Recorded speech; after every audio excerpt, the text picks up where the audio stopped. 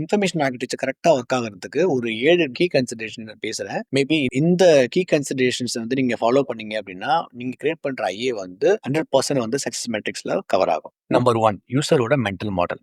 ஒரு யூசரோட mental model எப்படி ஒர்க் ஆகும் அப்படின்ற ஒரு அண்டர்ஸ்டாண்டிங் உங்களுக்கு இருக்கணும். ஒரு யூசர் இத தேடும்பொழுது, இதுக்கப்புறமேட்டு இதுதான் தேடுவாரு அப்படின்ற ஒரு அண்டர்ஸ்டாண்டிங் உங்களுக்குள்ள இருக்கணும். இது எல்லாமே நீங்க கலெக்ட் பண்ண டேட்டாவ பேஸ் பண்ணி தான் இருக்கும். Second one clear navigation structure. நீங்க குடுக்குற நேவிகேஷன் ஸ்ட்ரக்சர் வந்து ரொம்ப கிளியரா இருக்கணும். ஃபார் எக்ஸாம்பிள் நான் பேமெண்ட் செலக்ட் பண்றேன் அப்படின்னா, அந்த பேமெண்ட்டோட ரிலேட்டடான கன்டென்ட்டுமே அதுக்குள்ள தான் இருக்கணும். அது தவிர்த்து நீங்க வெளியில வேற எங்கேயாவது கொண்டு வச்சுட்டீங்க அப்படின்னா, அவங்களால கண்டுபிடிக்க முடியாது. Third one content prioritization. நீங்க குடுக்குற கன்டென்ட் வந்து பிரையாரிட்டி பேஸ் பண்ணி தான் இருக்கணும். விச் மீன்ஸ் நீங்க குடுக்கக்கூடிய ஆர்க்கிடெக்சர்ல ஒரு நேவிகேஷன் குடுக்குறீங்கன்னா, அந்த நேவிகேஷன் எந்த லெவலுக்கு ஹைரார்கி குடுக்குறீங்க அப்படின்றத பேஸ் பண்ணி தான் இருக்கு. நீங்க ரேண்டமா ஒரு நேவிகேஷன் செட் பண்றதுக்கு முன்னாடி, அந்த நேவிகேஷன அவங்க ஃப்ரீக்வென்ட்டா எவ்வளவு டைம் யூஸ் பண்ணுவாங்க அப்படின்றத பேஸ் பண்ணி தான் நீங்க இத குடுத்தாகணும். ஃபோர்த் ஒன் நீங்க கிரியேட் பண்ற ஐஏ வந்து ஸ்கேலபிலிட்டியோட இருக்கணும். பிகாஸ் ஃபியூச்சர்ல அதே ஐஏக்குள்ள அடுத்தடுத்த ஸ்ட்ரக்சர்ஸும் உள்ள கொண்டு வர மாரி இருக்கும். ஃபார் எக்ஸாம்பிள்க்கு இப்ப நீங்க ஒரு ப்ரொஃபைல் வைக்கிறீங்க அப்படின்னா, ப்ரொஃபைல்க்குள்ள நீங்க செட்டிங் வைக்கக்கூடாது. செட்டிங்ஸ் தனியா வைக்கணும். பிகாஸ் செட்டிங்ஸ்ல திரும்ப நெறைய ஃபீச்சர்ஸ் ஆட் பண்ணுவோம். ஸ்கேலபிள் திங்கிங்கோட நீங்க பண்றது ரொம்ப ரொம்ப முக்கியம். ஸ்கேலபிலிட்டி இல்லாம ஒரு ஆர்க்கிடெக்சர் நீங்க கிரியேட் பண்றீங்க அப்படின்னா, உங்களோட ஐஏ கரெக்ட்டா ஒர்க் ஆவாது. ஃபிஃப்த் ஒன்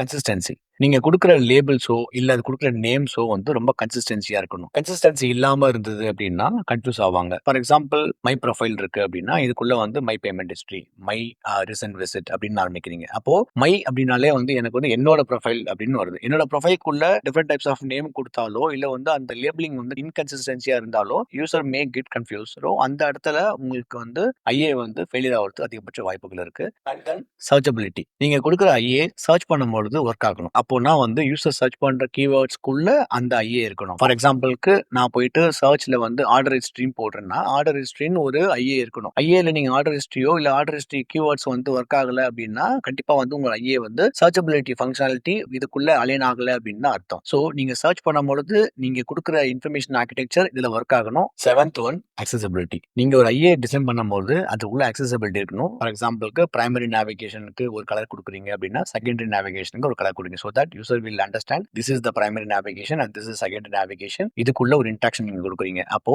நான் ஒரு மவுஸ் ஹோவர் பண்றேன் அப்படின்னா, அந்த இடத்துல எனக்கு வந்து என்ன நடக்குது அப்படின்னு ஒரு விஷயம் தெரியணும். So that user will get more understanding where I am. Right?